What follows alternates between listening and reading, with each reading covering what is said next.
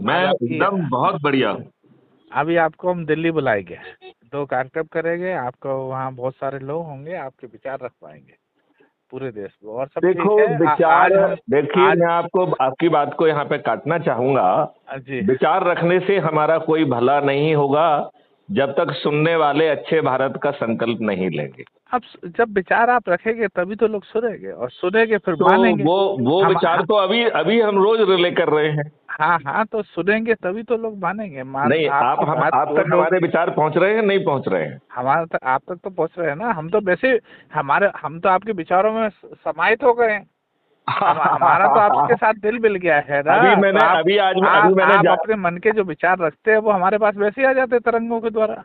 आप बिल्कुल ठीक कह रहे हैं। अभी हमने एक अर्थशास्त्री मिस्टर जी संजीव शर्मा से बात की है।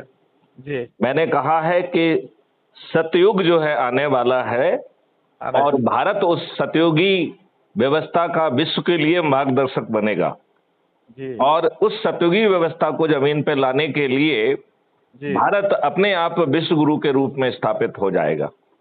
वाह। भारत में एक भी व्यक्ति बेरोजगार नहीं होगा, और बेरोजगार कहना तो तौहीन है। हर व्यक्ति के पास उसके पोटेंशियल का रोजगार होगा। तो भारत वैसे ही विश्व गुरु हो जाएगा जब ये सब चीजें हो जाएगी। तो विश्व गुरु हो जाएगा। नहीं, उसको विश्व गुरु होने के गुरु से पीछे, कौन रोक पाएगा? नहीं, विश्व गुरु होने के पीछे दूसरे कारण होंगे। जी विश्व गुरु होने के पीछे जो सबसे बड़ा कारण होगा कि जी हम अपनी ऊर्जा जो अभी फालतू की चीजों में और फिजिकल चीजों में और मटेरियल चीजों में व्यर्थ जा रही है, हम जी एक बड़ा हिस्सा उसको जी स्पिरिचुअल चीजों में आगे निकाल पाएंगे। जी जी जी। तो उन स्पिरिचुअल चीजों के कारण देश विश्व गुरु बनेगा, मटेरियल हाँ, चीजों के बिल्कुल कारण नहीं बनेगा। बिल्कुल बिल्कुल। नहीं, हमारा देश तो, आप सही बात कर रहे हैं, भारत तो स्पेशल से शुरू ही था विश्व को स्पिरिचुअल देने वाला, आत्म शक्ति देना, आध्यात्मिक शक्ति का देश ही भारत है। विश्व का पूरा विश्व को, जो विश्व का मध्यम केंद्र रहा है, इसका नहीं, मूल केंद्र रहा। लेकिन हमने उन बातों को फोर्सफुली कभी विश्व के सामने रखा ही नहीं है। अब जैसे हाँ, न्यूटन के तीनों लॉ जो है वो हमारे वेदों में लिखे हुए हैं, बिल्कुल तो सही। हम उस बात को विश्व के सामने क्यों नहीं रख पाए हैं? ये अब आपको प्रधानमंत्री और जो है आप सब लोग जो विदेशों में जाते हैं, ये क्या घास काटने जाते हैं? आपको पिछली बार सामवेद दी थी, अब बाकी दोनों वेद आपको निःशुल्क भेंट करवाएंगे। 2 वेद और हमारे पास सबकी है। हाँ हाँ वैदिक दिवस बनाएंगे, हाँ उसमें हाँ। आपको आपको आपको ये सब लोग रहेंगे, संजय जोशी और वेणुगोपाल, और पूरे देश के अपने आरएसएस पूरा रहेगा। लेकिन हम आपको बुलाएंगे, विशेष अतिथि का दर्जा लेकिन आपको सुनवाएंगे। आरएसएस ने अपना कद बहुत छोटा कर लिया है। आरएसएस, अब आज का आरएसएस जो है वो भाजपा का पिछलग्गू बन गया है। अब हमें उनका चिंतन थोड़ी करना, वो पिछले को बना रहा है आरएसएस, हमें क्या करना? हमें तो बस हमारे लोग हैं, हम तो उन लोगों की विचारधारा के साथ जीते हैं। और जैसे हम आपके साथ है, तो आपकी विचारधारा हमारा भी समाहित है, तभी तो बात हो पाती है। नहीं तो डीजीपी साहब के साथ हम कितने दिन बात करें, हमें मतलब ही नहीं। हाँ, भविष्य ठीक कह याद आ रहे हैं जाती है। और आप तो इतने लीजिए, मैं आपकी बात, अभी हमारे भाई साहब हमसे बड़े हैं, हमारे मित्र हैं, हम्म, साधु यादव जी। तो फिर जी जब आप आएंगे तो मैं मुलाकात करवाऊंगा। आप जरूर। सांसद रहे, 3 बार मंत्री रहे जी जी बिहार सरकार। जी जी तो चूंकि आपका इस देश में बहुत बड़ा नियंत्रण रहा, जी। आपने अपराध पर पूरा शास्त्र लिखा है पूरे। लीजिए, मैं आपकी बात करता हूँ। ये डीजीपी है मैथिली शरण गुप्त जी प्रणाम। साधु यादव जी को मैथिली शरण गुप्त का प्रणाम। जी जी प्रणाम प्रणाम। अभी असल में हम मंत्री आपके नहीं बारे में। रहे, हम 4 टाइम मेंबर रहे। जी। हाँ, जोगिंदर भाई जी थोड़ा सा मंत्री मंत्री बोल दिए। हम मिनिस्टर नहीं रहे, लेकिन मेंबर 3 बार रहे, 4 बार रहे। अरे, मिनिस्टर की क्या औकात थी लालू के सामने, बताओ मुझे। हाँ, अच्छा रहा आप मिनिस्टर नहीं रहे। जी है? हाँ जी जी, बहुत अरे, अच्छा। अपने एमएलए का तो अपना एक वो रहता है, हाँ कद रहता बिल्कुल। है। अरे, हाँ मंत्री तो वही बनता है जो हाँ इनकी जो मंत्री। ना तलुआ चाटता है, इनकी हाँ चाटुकारिता बिल्कुल करता है। बिल्कुल। हाँ हाँ, बिल्कुल बिल्कुल बिल्कुल तो आप बिल्कुल। मंत्री नहीं थे, इसका मतलब है हाँ आपका कद बड़ा था। जी जी जी। आप चाटुकारों में नहीं थे, इसलिए ना आपका कद बड़ा चटुकार, था। वो हम पसंद नहीं करते ये सब चीज। जी जी जी हाँ, जी जी। तो फिर हम लोग इकट्ठा हो तो फिर बात हो सामने, देखिए, आमने मेरी सामने हम बात लोग। आप तक पहुंचने के लिए हमने बहुत सरल साधन बनाया है जी जी क्राइम फ्री भारत मिशन का यूट्यूब चैनल है, जी जी। जिसपे हर समय जो है ना वीडियो अपलोड होते हैं।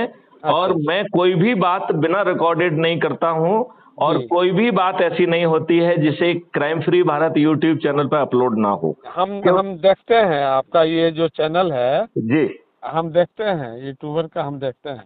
अरे वाह, बहुत सुंदर। जी जी और जी। उसमें जो है ना, इसके पीछे जो मंशा है वो ये हाँ। है कि जो हम बात कर रहे हैं यही ऊर्जा है, जी जी बिल्कुल। यही ऊर्जा फलीभूत होने वाली है। जी तो उसे किसी भी तरीके से छोटा मानना ठीक नहीं है। जी जी जी जी बात समझ रहे हैं ना आप? जी जी समझ रहा है। उसे किसी भी तरीके से छोटा जी मानना हाँ जी। एक उचित वो नहीं होगा। नहीं, अब अभी भी लाइफ में कभी भी हीन भावना नहीं रखना चाहिए। हीन भावना नहीं है, ये तो बहुत सुपीरियर भावना है। जी जी, मतलब आप, हमारे कहने का सेंस दूसरा है, आपका भी जो बात है वो ये बिल्कुल सही है, लेकिन हम कह रहे हैं कि आदमी के मन में कभी भी किसी भी व्यक्ति को हीन भावना नहीं रखना चाहिए, ये बात हमने कहा। अरे हीन भावना तो उनमें होना चाहिए जो पदों पर बैठे हैं, जिनके कद जी नहीं हाँ है, जो बिल्कुल बिल्कुल चाटुकारिता कर बिल्कुल, रहे हाँ हैं। हाँ हाँ बिल्कुल बिल्कुल अभी बिल्कुल। मैंने एक वीडियो में यही पूछा हाँ कि माननीय नरेंद्र मोदी जी हाँ जी शीर्ष पद पर इतने सालों से क्यों बैठे हैं, मुझे जी इसका कोई औचित्य नहीं दिख रहा है। जी जी जी जी क्योंकि वो तो काम कर नहीं रहे हैं। जी ना। आप वो ये तो बताइए सिस्टम काम कर रहा है। आप ये बताइए पार्लियामेंट में इस समय हाँ 543 में 251 लोग जो है वो आपराधिक चरित्र के हैं, बिल्कुल बिल्कुल बिल्कुल। Which is 46%। जी जी क्या आपको नहीं लगता है कि इन दुष्ट राजनेताओं ने पार्लियामेंट को अपराधियों का जमघट बना दिया है, जमावड़ा बना दिया है? जी जी। ये सांसदों का पार्लियामेंट है या अपराधियों का पार्लियामेंट है? अब सवाल उसका है कि डेमोक्रेसी में जनता किसको चुन के भेज देती है, नहीं, देखिए वही मजबूरी है। साधु उसके लिए यादव एक जी, सिस्टम, आप उसके लिए मैथिली एक सिस्टम बनाना चाहिए। देखिए साधु यादव जी, आप मैथिली गुप्त को मूर्ख नहीं बना सकते हैं। ना मैं ना ना, आपसे ये कहना ऐसा चाहता हूं कि टिकट हाँ किसको देना है ये आप चुनते हाँ, हो। ये पार्टी तय करती है। हाँ, और वो पार्टी बिने बिनती हाँ, खोजती वही है तो। वही वही वही सवाल हम कर रहे हैं कि पार्टियों को चाहिए कि अपराधी छवि के लोगों को अरे टिकट पार्टी न दे। होना क्यों चाहिए? पार्लियामेंट, हमारे संविधान में तो पार्टी शब्द का कोई उल्लेख नहीं है। पार्टी हम पार्टी ये कर विहीन रहे हैं कि प्रजातंत्र लाया जाए। एक पार्टी अगर ये बात को मान के चले कि नहीं हमको नहीं देना है, तब तक दूसरा पार्टी दे देती है। तो प्रॉब्लम यहाँ है, इसलिए सारे पार्टियों नहीं में एक नहीं, नब्ज बन जाए। साधु यादव जी, मेरा जी विनम्र प्रार्थना है कि ये जी भी अपने आप में बनावटी तर्क है। जी जी। क्योंकि अच्छा। जब सुप्रीम कोर्ट ने और इलेक्शन कमीशन ने एक बार नहीं कई बार जी। जो है पत्र के माध्यम से हम्म। पार्लियामेंट से अनुरोध किया कि जब इस देश में चपरासी होने के लिए साक्षरता होना जरूरी है, तो देश का जो है जी कानून का निर्माता अपराधी क्यों होना जी चाहिए, तो आप 2 लाइन का एक अमेंडमेंट कर दीजिए। तो यदि हम 2 लाइन का अमेंडमेंट कर देते कि आपराधिक चरित्र के जी। लोग जो है वो चुनाव में लड़ने की पात्रता नहीं रखेंगे, तो किसी भी पार्टी को जो जी है टिकट देने की हिम्मत, मतलब वो क्षमता ही नहीं रहती है ना। हाँ, ये बिल्कुल ये बात सही है। ये आपका बात बिल्कुल सत्य है और एकदम सही। तो हम ये कह रहे हैं कि ये हाँ राजनीतिक पार्टियां दुष्ट हैं, हाँ जी बिल्कुल और बिल्कुल। ये दुष्टता जो है वो स्वतंत्रता के समय से हुई है। हाँ जी इन राजनीतिक पार्टियों ने इस देश के देशवासियों के साथ विश्वासघात किया है। बिल्कुल बिल्कुल डरे हुए अंग्रेजों से इन्होंने हाथ मिलाया है और गुलामों के नियम इस देश की जनता के ऊपर थोप दिए हैं। बिल्कुल बिल्कुल बिल्कुल। आप ये बताइए, अंग्रेजों जी ने जो नियम बनाए थे 1860 के आसपास, हाँ, अभी वो तो एक उसी का कानून भी चल तो रहा है। नहीं नहीं, वो उन्होंने एक सोची समझी रणनीति के तहत बनाए थे। जी और वो रणनीति थी कि भारतीयों को कदम कदम पर अपमानित करना है, उत्पीड़ित करना है, शोषित करना है, और उन्हें प्रक्रिया में उलझाकर न्याय से वंचित रखना है, जिससे वो बर्बाद हो जाए, कभी अंग्रेजी साम्राज्य के विरुद्ध आंख उठाकर देखने की इनकी हिम्मत ना हो। ये कानून क्यों आज थोपे हुए हैं? और जब हमने नए 3 कानून बनाए, why it is old wine in the new bottle? Okay okay. क्या हम दिमाग से इतने पैदल हैं कि अपने देशवासियों को 3 अच्छे कानून नहीं दे सकते हैं? बिल्कुल। इन राजनेताओं को, इन राजनीतिक पार्टियों को कब लज्जा आएगी और कब जो है हम अच्छे भारत का संकल्प लेंगे? जी जी बिल्कुल बिल्कुल। यदि हम अच्छे भारत का संकल्प लेंगे तो ये राजनीतिक पार्टियां और ये राजनेता विलोपित हो जाएंगे।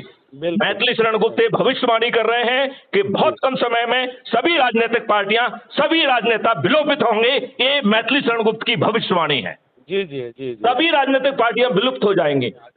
भारत में कोई राजनीतिक पार्टी ही नहीं रहेगी, ना कांग्रेस, ना भाजपा, और जो यदि आरएसएस किसी की पिछलग्गू है तो आरएसएस भी नहीं रहेगी। जी जी। उसका अस्तित्व नहीं रहेगा। तो हम लोग बैठ जाएं, कभी हम लोग इस पर डिस्कशन करें, अच्छा रहेगा, बहुत बढ़िया रहेगा। बहुत सुंदर, बहुत सुंदर। आप इसका आयोजन करिए, मैं जब आप मुझे बुलाएंगे मैं उसको संगत करूंगा। बोलते हैं कि हम लोग साथ बैठे हैं, इनको जोगिंदर भाई जी को बोलते हैं। जब आप कहोगे तब मैं आपके बीच में हाजिर हो जाऊंगा। ठीक है, ठीक है। चलिए, जय हिंद, जय भारत, वंदे मातरम, जय गुरुदेव।